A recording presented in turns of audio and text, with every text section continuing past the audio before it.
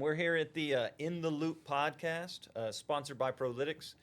Mike Antosh, I've got with me Blake Bernacki and Spencer Buxton.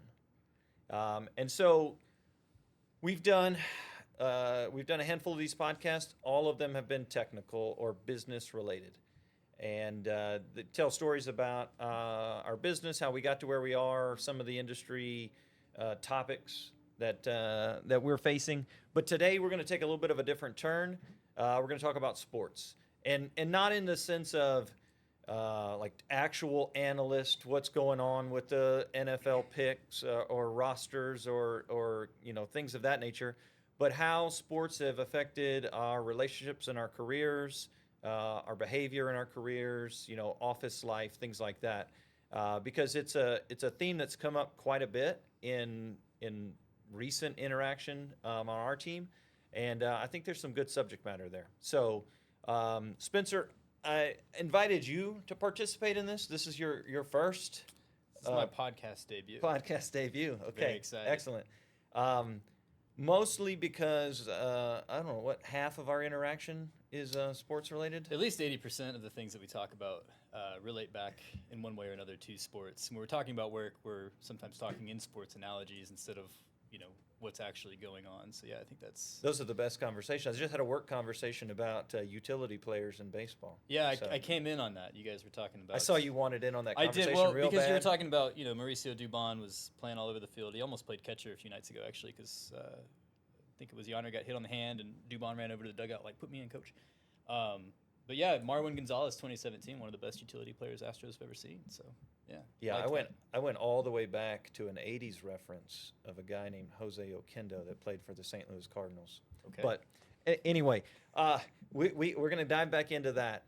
So just real quick though, Spencer, you grew up in the Houston area, played for Lamar, the esteemed Lamar Little League for a hot second, who was just in the Little League World Series. Is that correct? Yeah, that's right. No, I was never good enough to make those all-star teams. But the kids that I did play with went on to go back-to-back to Williamsport, and I think it was 04, 05. So, like, Randall Gritchick was on those teams, and he's been in the league for, golly, maybe like 8 years at this point, across various teams. Nice. So, cool. Like, we had to play against guys like that, right, who could hit cross-handed and bash homers and, like, machine pitch. So I wasn't very good at baseball growing up, but I did get to play with some guys that were pretty good. It was cool to see. Okay, so Houston kid, went to school in Austin, right? And you were considering wearing a jersey for this? Because we're here, like we're taping this right before college football season. In fact, we're like 3 days away from the opener with Texas and Ohio State, which you are traveling to? Yeah, in right? about 24 hours I head to the airport to go to Columbus for that game. So it's a big week, Mike. Okay, excellent. And now by trade, what? Engineering degree from Texas, instrument engineering. Now you're working on digital twin building and managing technology for the engineering industry, right? Yeah, that sums it up. It's a pretty good intro. Okay, Yeah. Excellent. But we started working together like 10 years ago, and of course the very first conversation had to be, I'm an Aggie, you're a Longhorn, you're working on my team. Let's hash that out a little bit. So we started there, but then I guess we should start with like what were the teams for you growing up? Like what's your real quick sports radio quiz? Like what do they always use when they're trying to do a comparison of the greatest of a certain? Yeah, you're talking about power rankings? Well, I was going to go with Mount Rushmore. Oh, the Mount Rushmores. Okay. So what's your Mount Rushmore for your teams? Well, okay. This varies, right? So Mount Rushmore today, or maybe it's a power ranking. I don't know. We can choose the terminology later, but got to go with the Horns. Horns football. That's the team that I most need to come through to be at peace. Okay. It used to be the Stros, because growing up in Houston, following the Astros for 30 years, golly, man, it just felt like we could never catch a break. World Series, and was that 05? Got swept. Had a chance in 2015. Got bumped by Kansas City in the divisional. Right, felt like we were close. And then 2017 comes around, won. And then the scandal kind of came out, and it's like, okay, we should probably go win another one. So then we won another one. Yeah. So I feel pretty good with the Stros right now. Like we've had a good run. So you got the Longhorns, you got the Astros. Yeah, and Texans are right up there too. Now, growing up, I wasn't a Texas guy until I went to school there in 2010. So I was Oklahoma State. Really? As a kid? Yeah, and so you put the Stros with Oklahoma State everything, and it's a very painful childhood because neither one of those teams could do anything right. One of them still can't. So it's sorry for my dad to have to endure that for his entire life. But yeah, I would say Horns, Texans, Stros probably right now because we're coming into football season, so you got to put your football teams at the top, and then we'll reevaluate that come October when we see some postseason baseball. But that's the power ranking and/or Mount Rushmore for right now. Okay, so since we're sharing, I'll share mine. I'm a Rockets fan, basketball guy, and an Oilers fan. So Okay. No, they don't exist anymore. they don't exist anymore. But I'm saying like historically. So Rockets, Oilers, Astros, Aggies. Those four would be the four like dominant those teams. are your faces. Yeah. Yes, Sure. exactly. Okay. And then what about actual players? If you got to name a few, and we're just setting the table here so that everyone knows when we get into the heart of this conversation, they know where you're coming from. Sure. Well, let's just talk about jerseys hanging up in the closet, right? So let's start Rockets. So going back to like mid 90s. I mean, I'm only like 3 years old, but I remember the run because there was cake in my house all the time because my parents kept having parties. So hanging up in the closet, I got Olajuwon and I've got Drexler. Okay. So those are my two classic Rockets. I mean, Harden was fun. I mean, it was a different kind of basketball, but I have a Harden jersey hanging up as well. Okay. Right? He was talented. You That's got to fair. respect that. And then, I mean, baseball's all over the place, man. I mean, we're talking. Well, just give me four. If you had to keep four jerseys forever. Ooh. Altuve, Correa. Man, we'll throw Jordan in there. You're going four baseball. I'm just saying four guys I total. had four guys total. We don't have all day for you to list everybody you've ever watched. Yeah, that's true. 4 guys total. Okay, Altuve, Correa. We'll throw Dream in there. We'll put Olajuwon in there, and then J.J. Watt. Jerseys in my closet. You know, that's a good one. That's a good one. That's a good Houston Okay, Mount now- Rushmore. Now I don't have the jerseys, but my four would be Jordan, Olajuwon, and man, I thought about this earlier. Johnny Manziel. Manziel is in there. Yeah. You're right. And I think I would have probably started with a Biggio, but I think Altuve kind of like he kind of jumped in there because of the World Series success. Yeah, that's So- probably a debate for a different In the Loop So that's my talk wall. radio show that goes on here. Okay, and then the last thing before we set that up, yeah, and again, we're not professional analysts here. We're gonna move on to how this relates to The Office. Sure. But then the last one is movies, sports movies. You got anything there you want to note, just so the audience knows that? I'll give you mine. Let me give you mine to get you started. 'Kay. Right? So if I've got to go 4 sports movies, it's Major League. Mm-hmm.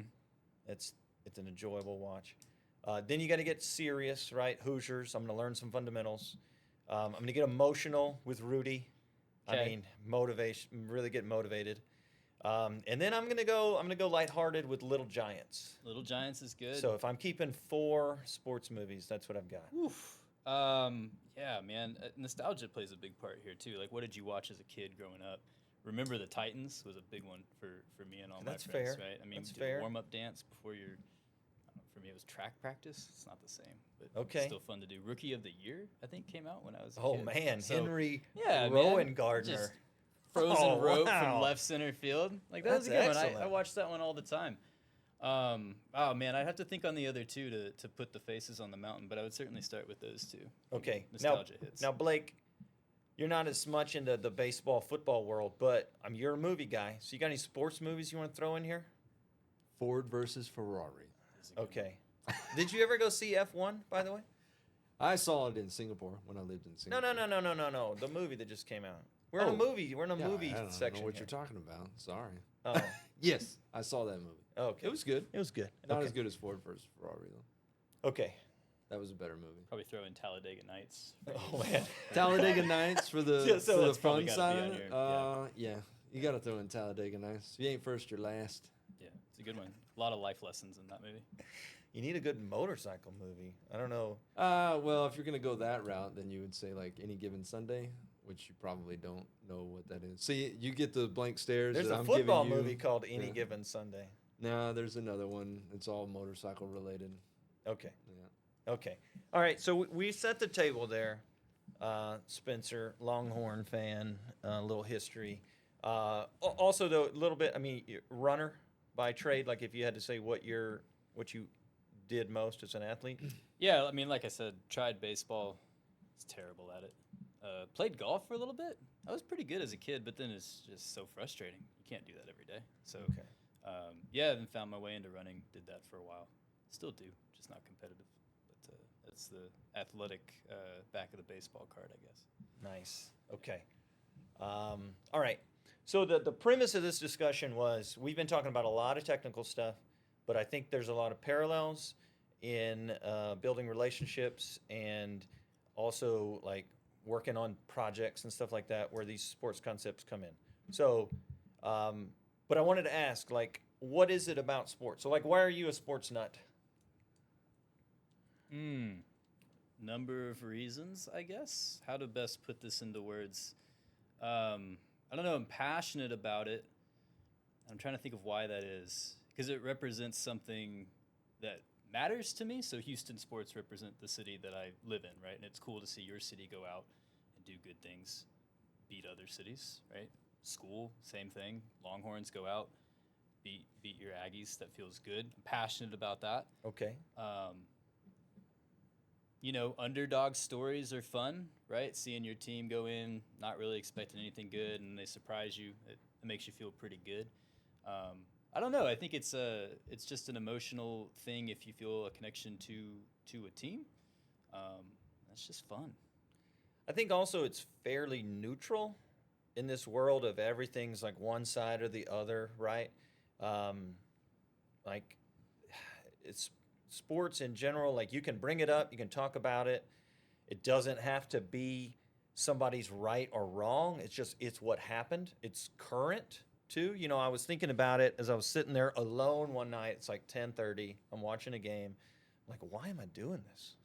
You know what I mean? Like, why is this so interesting to me? I don't know. And what I thought was, well, what I know is that you're watching.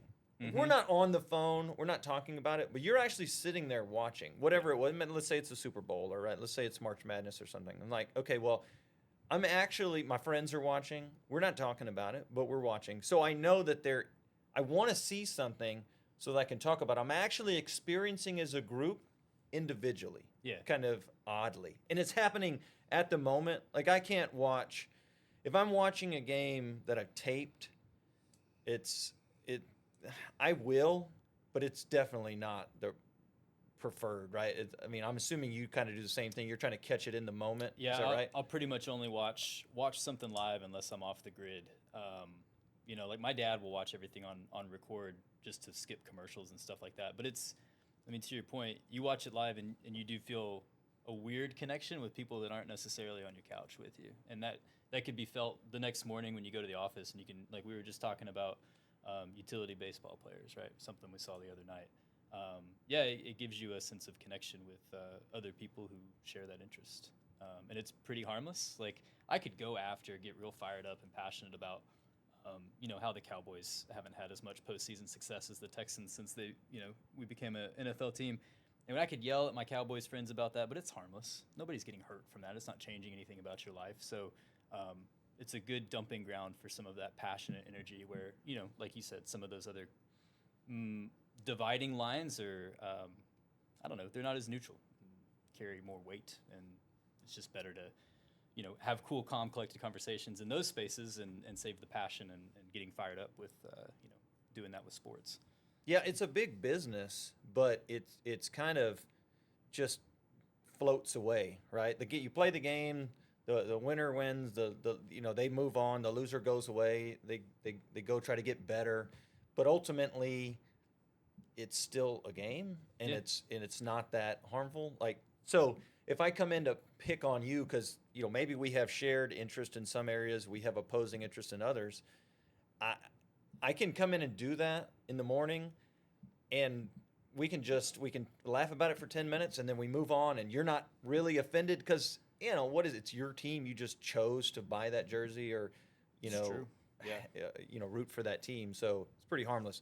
Now how has that, well, let me, like, from my perspective, I played sports, small school, small high school, so I got to play a lot of sports, which is great. So you experience all the different experiences, like what's a huddle like in a football field? What's a timeout like on a basketball court? What's it's like sitting in the dugout of a baseball game? And you get different lessons. You get different styles from each of those things, right? Different lessons. But then I got out of school, and I was listening to sports radio. Like, I'm driving, I'm super into all this stuff, and I thought to myself, I got to a point a few years into my career, I'm like, what am I doing? Why am I listening to this? Like, it's not like I have to get better because I'm gonna go back and pursue a sports career, right? So I'm listening to this stuff maybe too much, and I thought, okay, maybe that's kind of a waste of my energy. I should have been reading other books or something, doing something more productive. But then I coached a junior high team. My kids were still young, and I got a chance to coach a junior high team, and that brought back some of the positives about the lessons, the leadership, the practice, the hard work, all that sort of stuff. It's like, okay, wait a minute. I don't think that was a waste of time, but maybe I was into it a little too much. But then moving into a role where I was maybe managing people or interacting with other people more, then I started to bring back the social aspect of it, right? Because it was always a way to make friends and have conversations and talk and occupy time. But now that was actually important on a day-to-day perspective. I could build relationships with people based on that common interest. So that's a little bit of why it's stuck with me. I had a moment where I kind of thought, well, maybe I should redirect my attention, and I have. I mean, I don't focus on it as much, but I still love to keep up with just the general atmosphere of everything that's happening, because it's like an endless amount of potential storylines that I can use to further relationships with people or talk to people about it. So, how has that impacted you in terms of like colleagues, internal? I'd say like within the company type colleague scenario. Any sports analogies or stories there? Well, I mean, to sort of speak to the big thought that you had there, it's like a conversation catalyst, right? You know, when people message you on Teams and they try to start a conversation by saying like hi or hello, that kind of drives me crazy a little bit, because it's Teams, it's a working channel. It's like, okay, well, let's just kind of get to it. But if you kind of want to grab somebody's attention, you could just send them something like man, like why did we trade Mechie to Philly last week? Like, that's kind of crazy. And then you talk about that for about 30 seconds. Then you can get to the actual work root of the question, I guess. But it's a good icebreaker to get conversations started. And then the more of those that you have with somebody, the more, I don't know, of a relationship you can build, and you have that common interest. And it's just easy. I mean, it's just easy to have that with somebody, even if you're just regurgitating something that you heard on like Payne and Pendergast on the way in this morning. Some take that they said, and you just throw that out to somebody and see if it's of interest to them.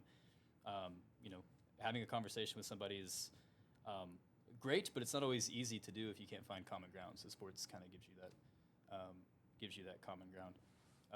And then with on the business side of things, we talk about like clients. Whenever you describe a client to me, the first thing you tell me is their name and who they work with. And then the second thing that you say is, what teams are they interested in? Like, oh, hey, this is Raj. He's out west. These are his teams, and his son went to school with C.J. Stroud. And it's like, great, I can work with that. Let's start a conversation, right? Like, because you don't know that guy at all, no. Right? I mean, at that point, but yeah, boom, that we start there, and then we can start building that relationship, and it's just a super easy starting point. So, well, we can't sit here and talk about the weather all the time, right? I mean, like if we're on a phone call with someone from Canada, We can joke about the weather. Hey, I Sure. bet it's cold up there. It's very You- different. You Yeah. know what I mean? Or they look at us and they're like, man, I bet you guys are sweating this morning. And yeah, and that works once or twice. But I mean, that gets old, right? Yeah.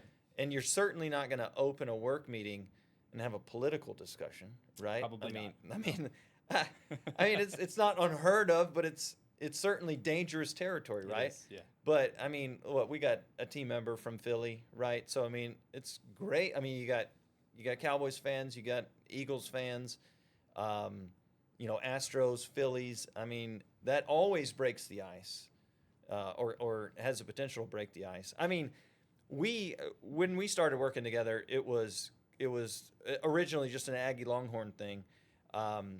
At least as a starter. And the college itself is a good thing to talk about, right? Like I do love to know where people went to school. Just there's some interesting facts from different campuses or things like that. But it generally works its way back to something sports related, something that one of their teams did that was interesting, or mine or something like that. Because I'm not going to go make fun of their math department or something, right? And then that might like speak poorly to their degree or something. Personally offend But them. Yeah. but I can poke fun at their quarterback or their basketball team or something, right? Yeah. I mean, right? That's fair game, and it is a poke, but it's harmless, right? Yeah, for sure. Yeah, and again, that kind of back and forth, I don't know, it seems to mature relationships in most cases, and so it's good to have an easy avenue to do that.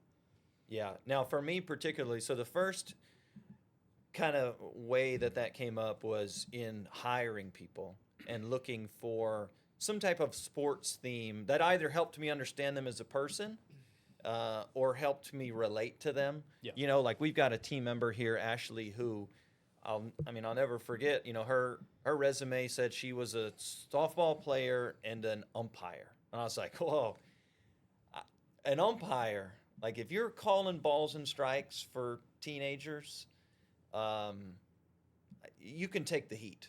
Do you know what I mean? Like you're going to get parents coming at you, you're going to get coaches coming at you, you're going to get kids.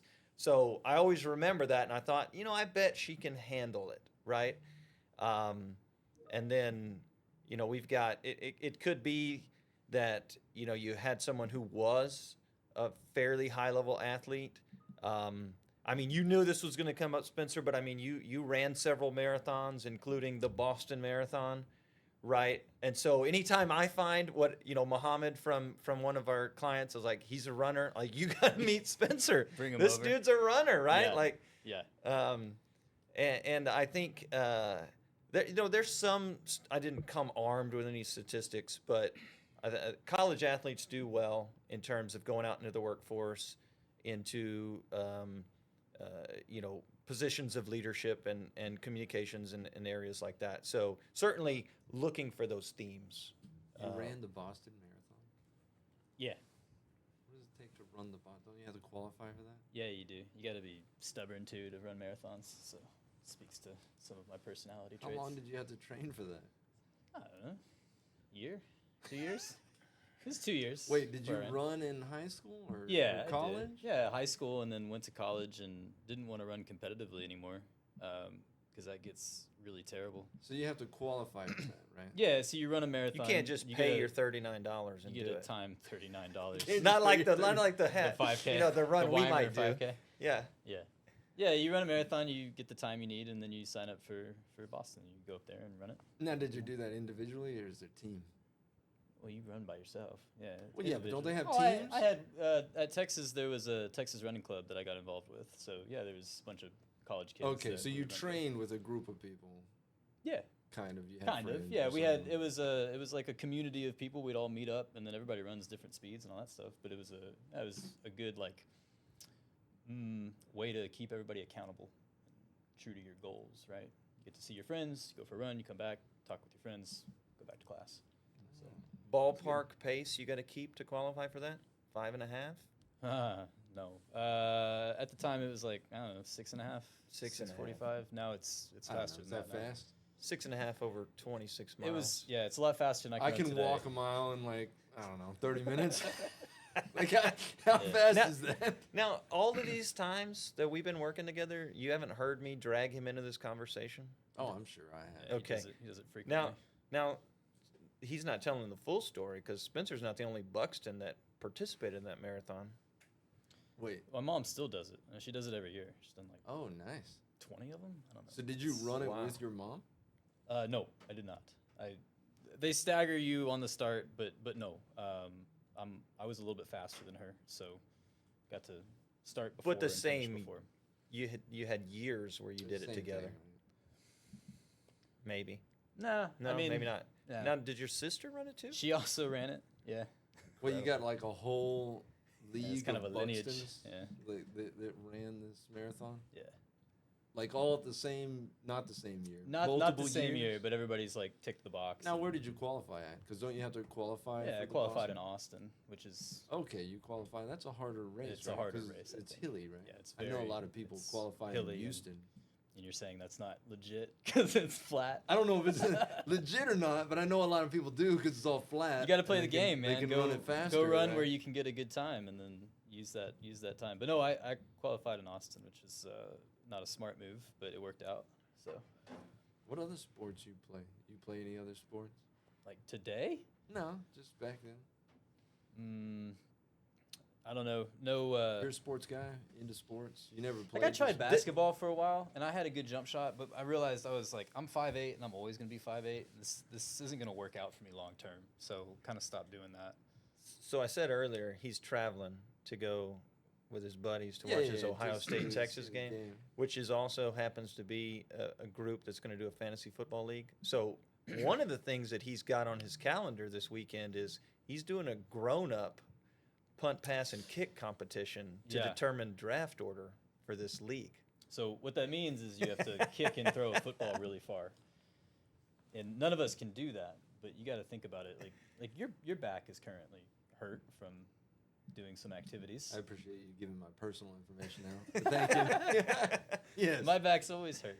So like try kicking something as hard as you can. It's not gonna feel good. I mean, we're gonna get Okay. severely injured. So, but yeah, looking forward to it. So nowadays, what are your active sports engagements? Golf. Running, longboarding, which is just old man skateboarding, where Skateboarding. Oh, man. all four wheels stay on the ground.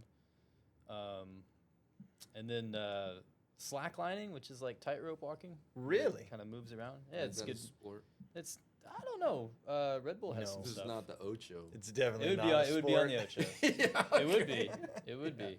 There's some crazy guys, but You no, gotta- I just balance on stuff basically. So Okay. that's good. It's good for the core. So since you don't, well, I guess you were a runner. Did you do any? So you did like track and field in college? Yeah.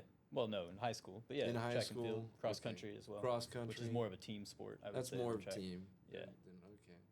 So what is it about sports since you don't actively play sports? What is it about sports you like the most? What is it about sports that I like the most? Yeah. Do you like is it the Yeah, I'm camaraderie? trying Is to it the figure out what you're trying to culture? get Is at it- here. Like, what is it about the sports? Like that you guys talked earlier about how you feel like you're watching the sports together, but you're not actually watching it together. I don't watch any sports, to be honest. with He you, has live television unless, like I do, unless- only because of sports. Only- unless it's like car racing or motorcycle racing or something like that. So I'm not into like football or baseball or basketball or whatnot. So I don't quite understand everything. So explain it. Like, what's the appeal? Is it the community? Is it the culture? What is it? There's a lot of answers there. I think too that are probably relevant to this conversation are like the personal accomplishments that you can, you have goals, you go out and you achieve those goals. Feels good. Feels good Okay. for everybody. But then the camaraderie or the team aspect, marathons, right? Even if you're not running as a team, which you wouldn't really do in that setting, it's an individual thing.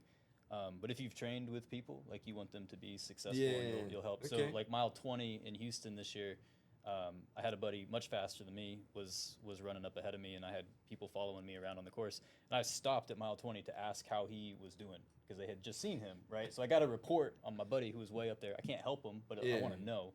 right? So I can root for them because we train together, and you know, you want people to be successful. So yeah, there's a camaraderie and a team aspect too. I love being part of a team, right? That's why like working here and getting to do some of the things that we get to do and seeing people grow and progress is fun, right? So how do you relate that into like the teams within the work that you do? Do you work in teams? Like, what do you do? Yeah, we work in teams. We work in teams a lot, and then you know also just kind of looking out across the office sometimes and seeing how teams that I'm not even on, how those people are sort of progressing. It's the same thing, right? You want to see your buddy in the marathon be successful and you know reap the rewards of all the hard work that he's put in. Same thing goes for all these guys out here. You see people working hard and learning new things. You do what you can to like encourage that as a teammate, help them better grow and develop, and then when you see them sort of you know take that leap in whatever it is that they're doing and show improvements and contribute to the overall success of the team, that's a really cool feeling. So you can get that in both sports and then in you know working as a team in the office as well. So what kind of projects are you normally working on where you're doing that? Like what size are your teams or? Definitely varies. You know, when I started here, we were doing a bunch of like data migrations, which is, I don't know, it was taking information from one spot and putting it into another spot. We were just getting started, so we all had to learn how to do this kind of stuff. So there was a lot of learning for us internally on the team, and then sharing that knowledge with the other people. Team of like, I don't know, 10. I think we had between 10 and 20 for a lot of that run. So we had people from all walks of life, all experience levels. And yeah, again, a lot of those people, you know, took a leap and really matured in their abilities within that team and contributed to the success that we had. Yeah, there's some other teams that are a lot smaller. Those are cool because, you know, the one-on-ones that you can have with folks and the attention that the team members can give each other is probably amplified a little bit. So you'd probably feel more of a connection there when that team, you know, you look around and your team succeeds, you know, with a team of 3 versus 10 to 20, but it's all good stuff, right? So I'm a proponent of like youth sports for learning some of the leading up to some of the experiences you're talking about. So like one of the aspects is communications. I mean, these team sports, they're generally different responsibilities. Like it's not just if there's, you know, 5 kids out there on the field or 9 or 11 or whatever sport you're playing, they have different roles, but they're supposed to communicate. Like you know, the shortstop's supposed to say how many outs there are, Yeah. and where we're going. Where's the ball going? Where's the ball going? Yeah. Right. The point guard is supposed to explain what we're doing offensively as a basketball team. The quarterback obviously is to huddle the team and give them some guidance and then lead them through that. And I think especially like if you've been in those scenarios, then you get out into a technical world, you get into a project team or whatever, and you realize, okay, well, some of these folks didn't have those experiences. They're naturally quiet. They naturally think, "Hey, I'm an individual contributor, so just give me an assignment and I'll do my job, and then I'll let you know when it's done." Like, no, dude, don't let me know when it's done. Like, let me know how it's going every step of the way. Tell me what's going well, what's not going well, because I mean, I've seen teams fail because you assume things are going okay because nobody's talking about it, but truthfully it wasn't going well at all. You didn't know it because you weren't saying anything about it, and that goes both internally and externally. Like if you're managing the project and communicating with the client, you want to be yelling out essentially, hey, this is what we're doing. This is why we're doing it. Let's go. Let's do that. And not in the same language, not in the same words, but the same idea. I think it's more part of the culture, right? And I don't know anything about sports, but I do know a lot, and I've read a lot of books about leadership and management. And one of the most famous people that I know that pops up in sports is Popovich for the Spurs, and the culture that he builds around it. So is that like what you're talking about in your team structure? Do you like to try to bring that sports culture of all working together into your execution? Is that? Yeah, I guess so. I mean, I'm not intentionally sitting there thinking like, oh, I gotta run this team like, you know, like the Rockies were being run back when I was playing Lamar Little League. But yeah, that's just how like those are the lessons I learned in playing Little League baseball. I think to your point about youth sports is a great place to pick up some of those early, lessons. So yeah, it comes with me wherever I go. Well, I want to make a Popovich point, but first I want to make a youth sports point. Getting yelled at can be a good thing. Mm-hmm. And that's the thing about a coach. A coach has a license to just rip you, right? In most scenarios, if your parents You're are gonna cool. go around the office space yelling at people. No.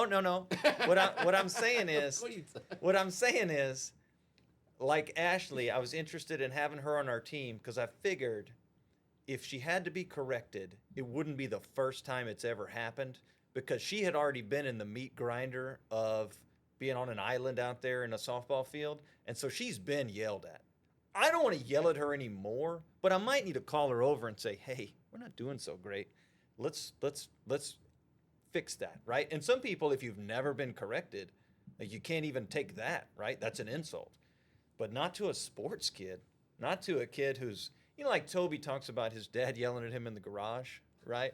Well, the cool thing about youth sports is you kind of outsource some of that, right? You bring your kid to the sports team and you're like, "Hey, coach, this kid needs a little discipline. You yell at him for a little bit. You have my blessing. Teach him a little bit about listening and being a teammate and supporting his other players, right? Because that's one thing too. If you're coaching a bunch of kids and they're dogging each other, like let's say I've got a basketball team, I got 5 of them on the floor, and the ones sitting on the bench are we just threw the ball out of bounds and they're making fun of our guy. I'm like, what are you doing? That's your teammate. We need him. We're all better if he's better. So encourage him. Don't make fun of him, right? But it's in general the concept of, especially like a football coach, like if you go through that experience, that they make a living out of putting you in uncomfortable situations. They're basically telling you, like I can remember this message clearly, like, "Hey, you're in this spot right now. I got 3 guys over here that want that spot. So it's practice today. You better work hard because there's a whole line waiting to replace you," right? And that's a message that's good for a kid to hear, right? There's also you forgot to play, maybe a little colorful language. And then you have to take that in. And if you throw a fit, they're like, "Okay, you can leave," right? Because they don't, like all the kids aren't going to be on the team forever. So if you can't handle it, you leave. And the team ends up being stronger because the ones who could handle it, they stuck it out there together. So the person that grows up after having experienced some of those things has a little bit of an added resiliency. They can take a shot in the gut or a correction or a redirection, and I think that's an excellent thing. So you know what I'm saying? They're not so fragile, right? So there's a huge benefit to knowing that someone has gone through that. Like I don't know what training it takes to really be capable of running a marathon. I ran cross country and stuff, but never at a high level like that. But there's a special level of training you had to do that. There's a special level of difficulty to going through a football season and to going through those practices. It's a pain in the butt. Now, on your Popovich question, there's an example. I don't know if it was when he had a great player, Tim Duncan, who's really probably regarded as the best player during his tenure, I guess, would you say? He's up there, yeah. Yeah. So he was obviously the best player on the team, Blake. And Popovich is relatively famous for ripping him. So let's say he's 30. He's established himself as the best player in the league or one of the best players in the league, easily the best player on the team. And then you're the new guy, you're the rookie. You show up at practice, and the coach is just destroying the star. Well, he did that on purpose to basically tell the other guys, "Look, I'm willing to yell at that guy, and he's basically the best player on the planet. So you should probably be okay with it too, and you're all going to have to deal with it." You know what I mean? Like nobody's safe from, like results are the ultimate measuring stick here. So check your ego at the door. I'm building a culture where even that guy has to be accountable for his actions, right? He doesn't get a free pass. He doesn't get to show up late because he's really good, or halfway do the practice because he's really good. No, I'm going to treat him like everybody else. Does that make sense? Yeah, he also doesn't get to, I guess, be arrogant. So check your ego at the door. I'm building a culture where even that guy has to be accountable for his actions, right? He doesn't get a free pass. He doesn't get to show up late because he's really good, or halfway do the practice because he's really good. No, I'm going to treat him like everybody else. Does that make sense? Yeah, he also doesn't get to, I guess, be arrogant. Yeah. Is that what you're saying? Yeah. Well, I mean, I think He we can't could be s- arrogant because he knows he's a star. Yes. I think you could see that in some of the projects we do where maybe we're open to critiquing the expert because we know the expert can take it, but we want everyone to hear the critique. We want everyone to elevate themselves to strive for a little bit better. You know what I mean? Is that fair? Now, you brought up leadership. I mean, from another leadership perspective, sports is fantastic at basically coaches having the right overall mentality of falling on the sword. You know, hey, we lost because I, the coach, didn't prepare the team. That's a common thing you'll hear at a press conference after a game. Player will make a mistake, fairly obvious mistake, and then the reporters will come at the coach and be like, "Hey, what do you think about that mistake that your guy made?" And it was like, "Yeah, well, I could have prepared him better for that circumstance, so it's on me."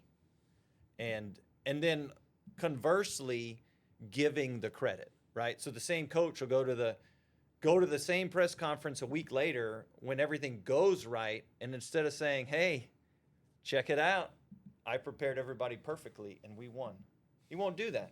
He'll say, "Man, the players were excellent today," right? So you have this culture where the highest level takes limited credit to no credit, but will take the blame in order to shield the team and help them through it. And I think we see that with project managers, right? Ultimately, the client, they want a result in our consulting work, our data migration work, whatever. They want a result, but we know that sometimes the mistakes that we make are because the manager, the leader of that group, didn't really set the table for success. Individuals made the mistakes, they failed to deliver at times, and we've got to recover from that. But we want to absorb that, and we want to build a healthy culture underneath that, I guess.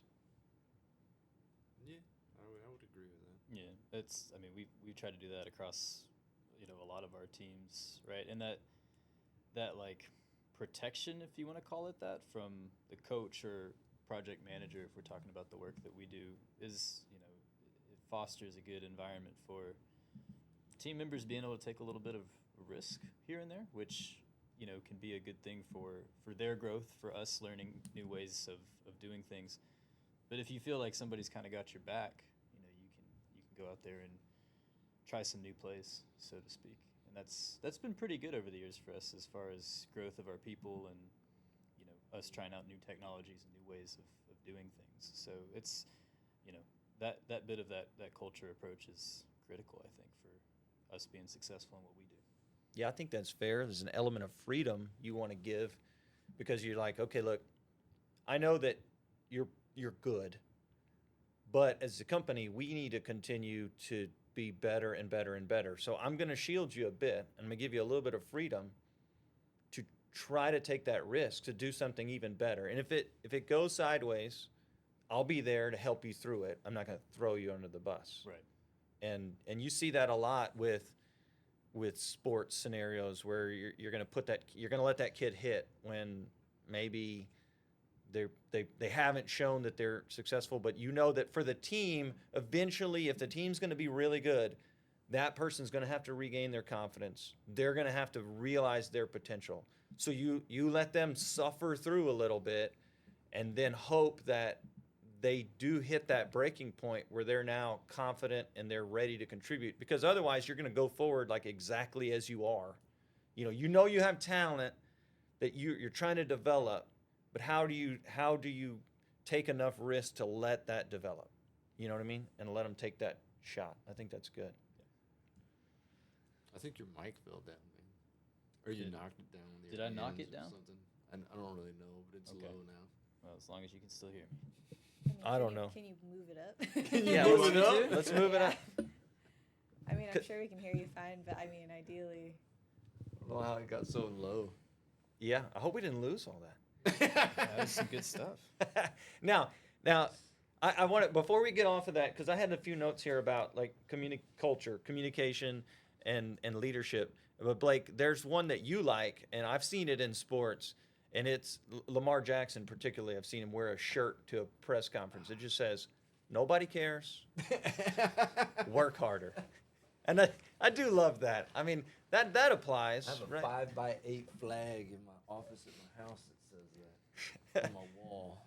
Right? Who I mean, cares? it's Work harder. it's results driven, right? Nobody cares about the excuse there, right? Like, let's get the result. If we got to work harder, let's work harder.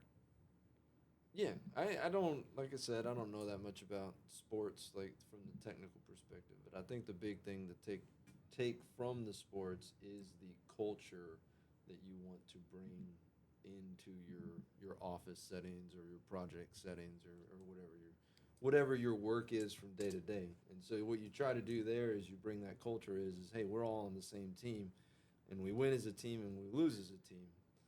And that's difficult to do sometimes because not everybody's mindset is that way. Well, I've heard something related to that.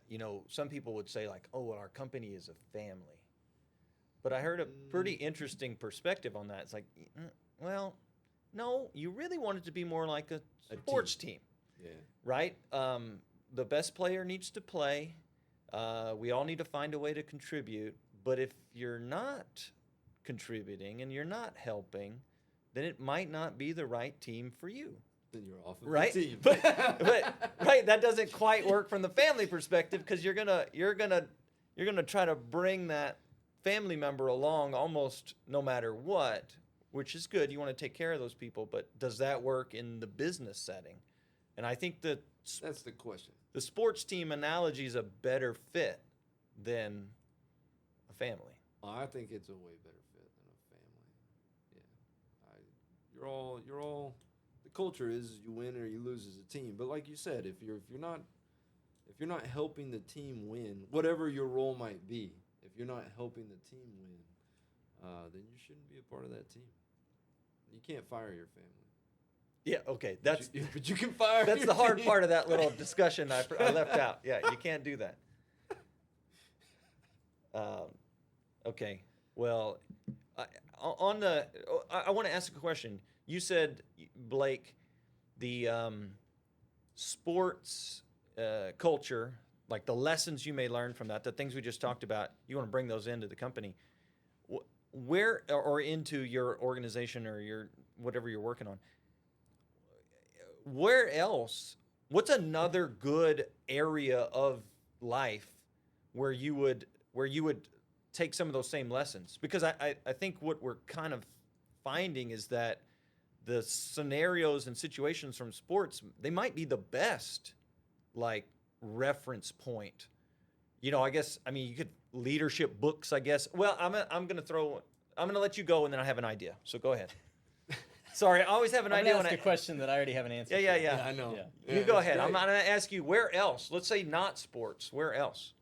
Well, in all the studying, because I'm incredibly studious on all of this stuff, as you know.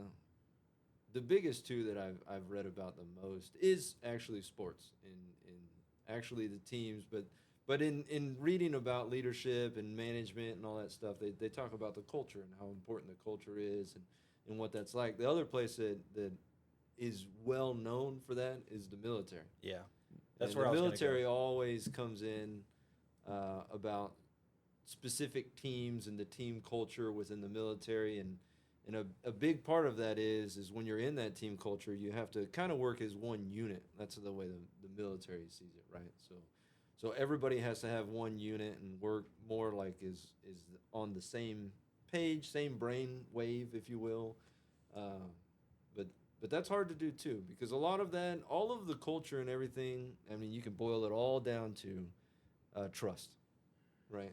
And so you have to trust, in my opinion, you have to trust the team members in your group that, hey, I got your back, you got my back kind of attitude. And if you're going to put yourself out there, like you were talking earlier, like, hey, you got to give that rookie a chance or give a person a chance to make a mistake. Well, they have to trust you, as if you're the leader or the coach or whatever, that if they do that and they put themselves out there, they're not just going to get roasted or not going to get made fun of or whatever you want to call it, right? They have to be able to have that feeling, that secure feeling enough to know that, hey, they can still make those mistakes, but still add value and be part of the team. And then I guess the other one is to have common like goals, have a common vision and a path for your team. Like in sports, it's easy, right? The common vision and path is, Win the hey, game. we're gonna win the game, right? And even in the military, it kind of easy. The common vision and path would be whatever your mission is, right? Like, hey, I got a mission. That's what we're gonna go do. And in our world, and it would be the projects, right? Like, you're successful if the project is on budget, on time, but also if the client's happy, right? And they're liking it. So it might not have to be on budget or on time if the client's happy. Maybe they're understanding. Maybe something changed along the way. So I would put that one up there as the highest, the client's perspective. Adding in that the client would be the game to win. Yeah, I think one of the nice things about the sports world is that the mission is so well defined. Yeah. We have a game, we have a tournament, we have a season, right? It's like it's boxed up. You know exactly what your goals are. Yeah. It's if you have a very clear situation, then when you're done, right? And you had a chance to do that thing, and you learn your lessons, and you move on to the next obstacle. I think the military is a good point, just like from a leadership perspective. The challenge there is it's so structured and designed that way on purpose because it's an occupation and it's a government occupation, right? So it's like you don't just leave the team as easily there, right? Yeah. It's a like I think why sports is good because it is a lot like your job situation. There are other teams that are maybe interested or you're interested, but you've got tasks with your current team. You have the relationships to stay with that team, to stick with them, or are they going to throw you under the bus and then you're going to leave? So it's like, the analogy, the sports relationship, I think, to the working world is pretty darn spot on. I think so. I think it, like you said, it more aligns with the working world. A hard part about the working world, though, is that sometimes those projects, those missions aren't defined very well, right? Like you get into it. You've been on a project where you get into it and you're like, what are we supposed to do here? And you don't really necessarily might not know what the end game is. So then you got to work with the client. You got to build that end game. And then you kind of got to work with the team to guide it there. But when you get in those situations, that's where the culture is incredibly important. Because if you get, and I guess that's where you get the military type mission, right? You get dropped into the jungle, and you got to find your way out. And the mission is just to find your way out. But how do you do that? I don't know. Well, Right? that goes Like- back to the communication idea, right? So in a sports world, you've got referees and you've got rules that clearly define what's going to happen, right? Correct. Yeah.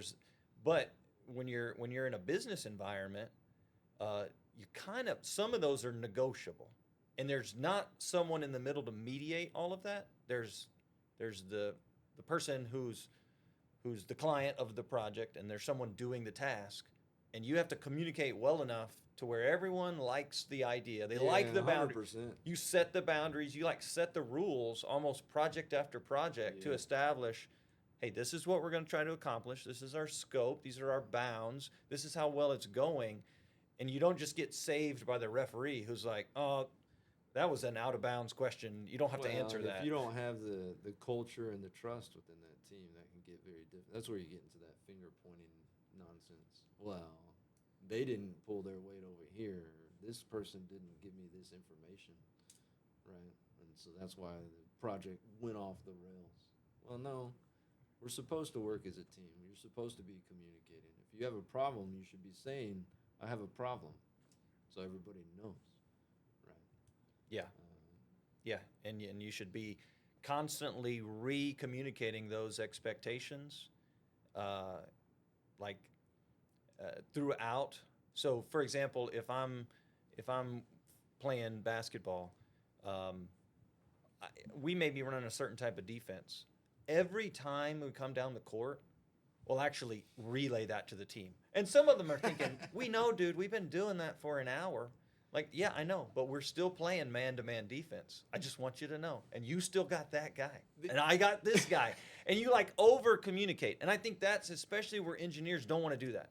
They think, oh, well, I already sent that email. Oh, dude, baloney. You sent that email 2 weeks ago. I have forgotten about that. Like, re-communicate that to me. Let me know. Remind me, right? Like, you cannot. Like, on the field, it's almost impossible to over-communicate. And in the project teams, people under-communicate all the time. All the time. In the word, just Yeah. all the time. I think the other aspect of that too is you could have a good team internally, your business, your company, whatever. You got that good project team, communications going great, but then you didn't make your client a part of that team. And so while you think you're doing great, the client has no clue what you're doing. And so you're going off in left field and he's over in right field. Like, where the hell are you guys at? Yeah, Right. 100%. And so a key aspect of that is that you have to include your clients as a part of that team and include them in that culture, in my mind, to be successful. I mean, you've done that on projects before, right? Working with some of the clients that you've worked with. Yeah, for sure. I mean, you don't include the client. It's like winning a football game in a stadium with no fans, no cameras. Who knows about your success? You have to make your success Who knows known. what you're doing? Exactly. Right. Yeah. Yeah. Well, I want to pivot a little bit. We threw some ideas out as to what we would talk about if we were going to talk sports. And since we're in a business that does data work, consulting, analytics, one of the topics was, should we talk about data analytics in sports? And I think there's something I don't there. know what's going on with your mic, bro. Does it fall down by itself? So there's a way to tighten it. I'll tighten it. Yeah. So I want to bring this up, Spencer, and I want to ask you particularly because if we look at the major three sports, what are your thoughts on recent, let's say the past 10, 15 years, the concept of data in those sports? Ooh. It's changed the game, probably. You can't say that it hasn't. I'll talk about probably Which one do you think the most? NFL is the most in your face about how much it has changed. But baseball, I mean, we went from the saying now is like pre-StatCast era. So there's all sorts of stuff that they can track in baseball What do you mean these days. NFL's most in your face? Every third commercial when you watch a football game is like AWS something or other and how they're Yeah. tracking players' stats and that Okay. kind of thing. That's fair. I So- would argue that the most affected has been basketball. Okay, tell me about that. Analysis has just destroyed the game. Someone did the math and said, well, if you get 3 points for these longer shots, Yeah, then sign James Harden and just Then- chuck threes. then I just want to shoot all threes. So now you have this culture, the NBA is ruined. You have this culture where you go to a game, how many minutes are in an NBA game? It's 12-minute quarters, right? So 48 minutes. 48. Do you realize that there were games this year where one team shot as many as like 75 three-pointers? It's almost 2 per minute. So you've got this culture due to analysts who have said, well, look, the three's worth more than the two, so I want you to just shoot all threes. It's either a layup from 1 foot or a 25-foot three-pointer. Those are the only two things you're supposed to shoot now. So the game is junk in some instances because of a scenario, to me. And so I think it's just kind of just, it's really affected that. Now, you're right. Baseball has the statistics are there huge. There's new statistics, right? Like in the old days, it was what's your batting average, what's your on-base percentage. That's it. That's it. And now there are, 5 of those various statistics. But I would just argue that what it has done to the play, it has affected the play of basketball the most, baseball next. Because in baseball, what your similar deal is instead of the three-point concept, you're going to the home run, right? It's like the home run it's just too hard to get a guy from first to second to third to home. If he gets a single and then he bunts and then the next guy tries to get a hit. So let's hit more home runs. Is that a fair sort of equivalency there, you think? And what? Possibly, like player matchups. Oh God, you're talking about where? Sorry, I know where, because there was a moment where we hit the peak of this 5 years ago, where you get to the 7th inning and you bring in a pitcher to pitch to one guy. Yep. Because he's a left-handed batter, so you bring in one left-handed pitcher. The next guy comes up, he's right-handed. You switch pitchers to a new right-handed pitcher. He pitches to one guy. Next guy's a lefty. You bring in a new guy, and so you use. Right, they even changed the rule because of that. Yeah, Is that they right? made a 3-batter minimum or a 3-out minimum, right, for pitchers coming in because of that, because it slowed the game down too much. But yeah, I mean, the thought there is like you arm your skipper with all this information about who should be batting against a certain pitcher, and I mean, the movie Moneyball covers this, right? They try to go to a more analytical approach, and some of these old school managers just take that piece of paper and chuck it straight in the garbage and do what they want. So, but yeah, it's definitely a part of the game now. You can't argue with that. What do you think? What do I think? Yeah. As far as, so you said that analytics ruined basketball for you because there's no mid-range jumper. I'm a mid-range jumper guy. I still enjoy college, like March Madness, even though they shoot more threes than they used to in the past. I find that game is more traditional. And so I enjoy that, but I do have a hard time watching the NBA. And I mean, you're talking to a kid that, I mean, there were seasons I probably watched, every single Rocket game there was, right? Every time Jordan came on, I would watch that. But I just can't with the way that it is now. It just feels goofy. You know what I mean? I'll pay attention to it. I know what's going on. I know the Thunder won, right? But I have a hard time watching it. So has it affected? Overanalyzed? Dude, the data guys came in and they said, hey, all of the things that you used to teach about these games, if we run the numbers, you could approach the game differently and you'll be more successful, but it's not the same game. You know what I'm saying? So what's happening now is these guys will come down the court and they're told, like, hey, I get a guy, he's 15 feet away from the basket and he's kind of open, but I don't want him to shoot that shot because that 15, 16-foot shot is not, because he'll make it 60% of the time and it's worth 2. But if I shoot from 25 feet, I'll make it 35% of the time or 40% of the time or 45, but it's worth 3. So if you run the numbers, if I shoot this shot 10 times, I'll make a few more points than if I give it to that guy. So just never give it to that guy. So they run down the court and they don't, there's like a whole section of the court that they don't even use anymore because it's in the middle area between a layup and a 3, and they've just been told they're not supposed to do it. Does that make sense?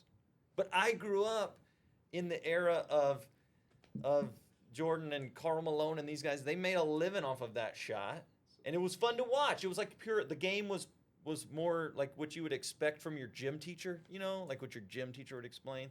That made sense. But now the math guys have got involved, and they kind of messed it up, in my opinion. So what you're saying is data analytics made basketball worse. That's what I'm saying. That's the hot take. Yeah, it is. It's my hot take. So Spencer, you were taught in Lamar Little Now, League. can that happen anywhere? Can data analytics make things worse, actually? I'm sure it could. Yeah. If you do it the wrong way, If you right? do it the you're wrong not- way, If you're not focused it- on what the actual goal is. But I guess the goal in that is that the data analytics said we need to win more games. Yeah, that's my opinion that it makes it worse. It makes it less enjoyable to watch. Now, I'm going to ask you. So you were taught in the Lamar Little League, first guy's supposed to get a hit. If he gets to first, you might bunt him over, and then you got a couple of guys who can get a base hit to drive that guy in from second, right? Play But some small now ball. you Yep. might be taught something differently, right? You may be taught you're not going to bunt, you're going to try to get a guy up to hit a home run. Do you think it has affected baseball positively or negatively? Positively or negatively, I wouldn't. I mean, baseball is still baseball. You have a low percentage chance of being successful on offense, and you're always going to have that, right? If you bat 300, you hit 30%, you're doing pretty well. It has taken away bunts, so every time you see a good bunt these days, I get excited. Oh, I'm like, man. whoa! You really put that down the line. I'm not advocating for more bunts. I wouldn't have that as a take. I like home runs; they're fun. But yeah, it definitely. I mean, it certainly changed a little bit about how the game is played. What about the analytics on pitchers? I mean, I'm from the Nolan Ryan era. We let that guy throw until you had to drag him off the field. Right? Yeah. He wants to throw 125 Yeah, pitches. He's got records Right. that'll never Now get broken now your guy's he's got 82 pitches he can throw or something like that. They let him go 5.5 innings, 6 innings, whatever, and they take him out, and then they bring in Blake, a guy for the 6th, and a guy for the 7th, and a guy for the 8th, and a guy for the 9th. There's some little bit of discussion there about, okay, you got a star, let him pitch longer, Yeah. Yeah. I mean, you see that in the postseason too, right? Where, do you leave a guy out there for the third time through the rotation, even if he's, just crushing it, or do you pull him because third time through the rotation statistically is when batters start to heat up against him? Yeah, so there you're not only checking like, okay, this guy's he's a 333 hitter, so he gets to hit 1 out of 3 times, so you got to watch him. But if it's the first inning, I approach him that way. But in the 4th inning, he's already seen my pitcher once, so I think he's actually better than the 333 because now he's seen the few pitches from the guy. And if my guy survives all the way to the 7th inning or whatever, well, now he's coming up for the 3rd time. So now, like you see, you might be taking a guy out who's basically hadn't given up anything. Yeah. But you But just don't want the batter to The get percentages chance. say that the batter's getting a better advantage over time. I'm not sure. I'm not as passionate about that. I do know that I find I'm much less interested in basketball, but I'm just curious, like you being a baseball student, what do you think of that? It changes the game. I don't think it makes it necessarily worse. But these are the decisions now that you think about. It's frustrating because if you get that call wrong, then you can turn around and blame the manager for a poor decision there. You don't know what would have happened if you left the pitcher in, but if he pulls him and then your bullpen guy comes in and gives up a few homers, then that's tough. That's a tough look. So How has it affected football in this? Because I know there's better monitoring on players, right? So Yeah. you'll watch a game right now, and they'll be like, "Hey, did you know that Johnny ran 21.5 miles an hour on that last play?" And you're like, "Where'd that stat come from?" Yeah. Well, they're monitoring these guys like speeds now, which they never did in the past, right? So that's interesting, but it doesn't change what you do with the ball next time.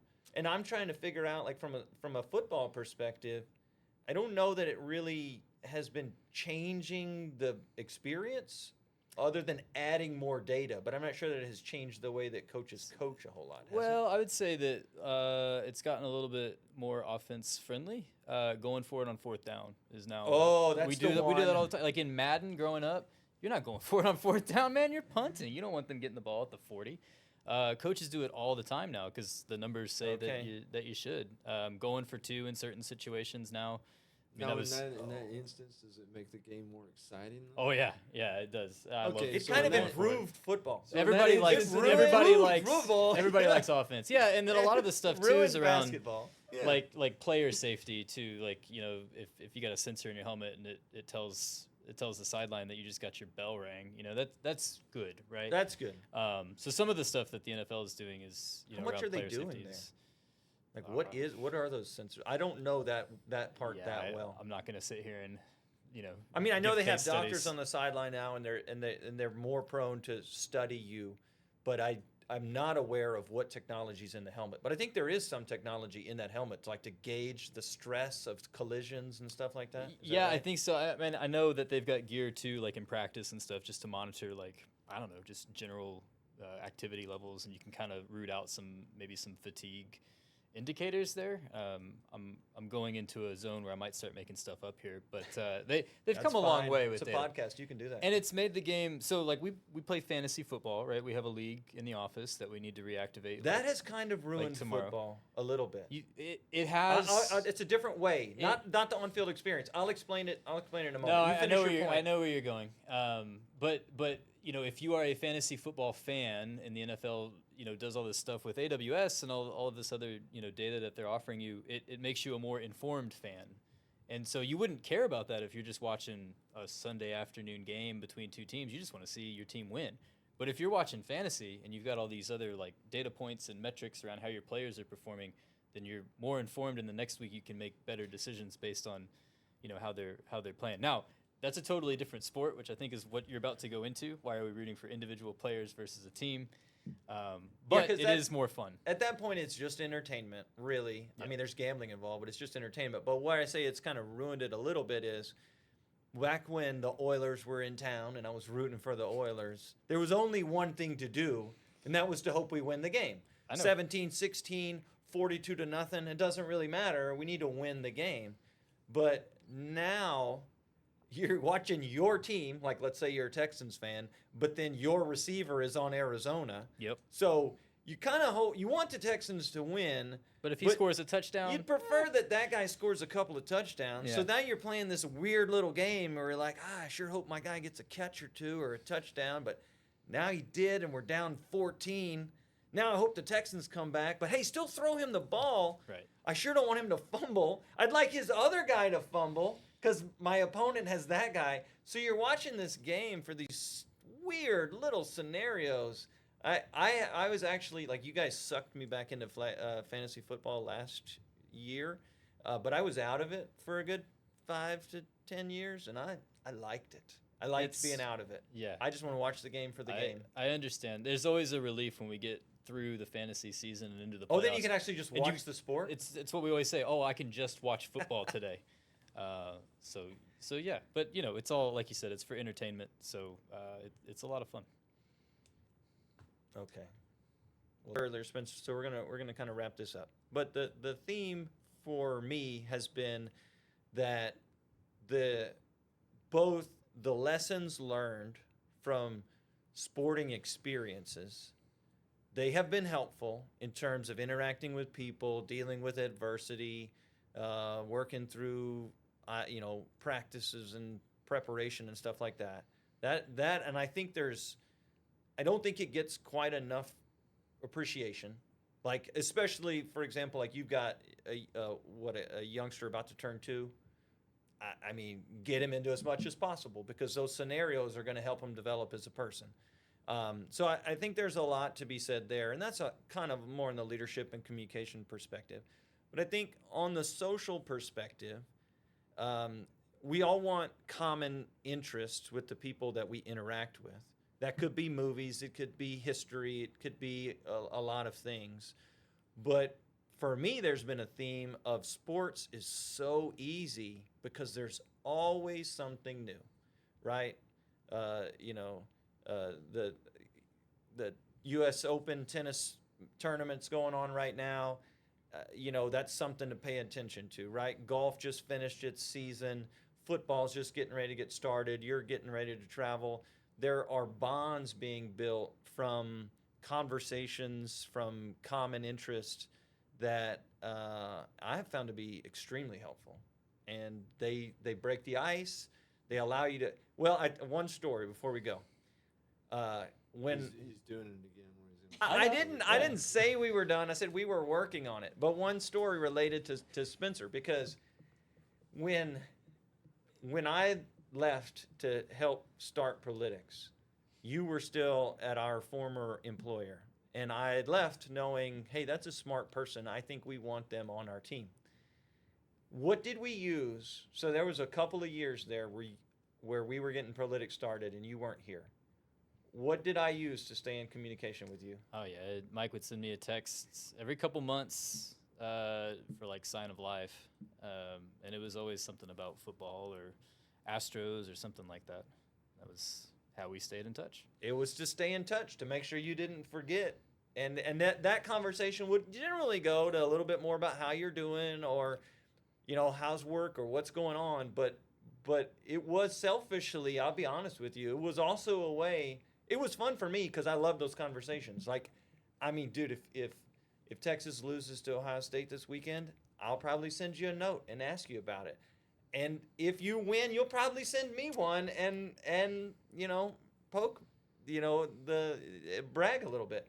But it was a legitimate way to maintain communication there, to keep, like you, sign of life, to keep a relationship going. Yeah. That I thought was a valuable relationship, and that was a very easy way to do that. Oh yeah, that staying in touch is the reason that transition worked out from old company to where I am today. So yeah, we have sports to thank for that. 100%. So that's what we want to talk about today. Sports in the office, in the business world. You're not wasting your time if you're digging in, watching those games this weekend. Just explain to, you know, your significant other that this is important stuff. I need this for work. business, you know. So, all right. Well, thanks you guys for joining us for that. And if you have any ideas or follow on to that, send us a comment. Thank you.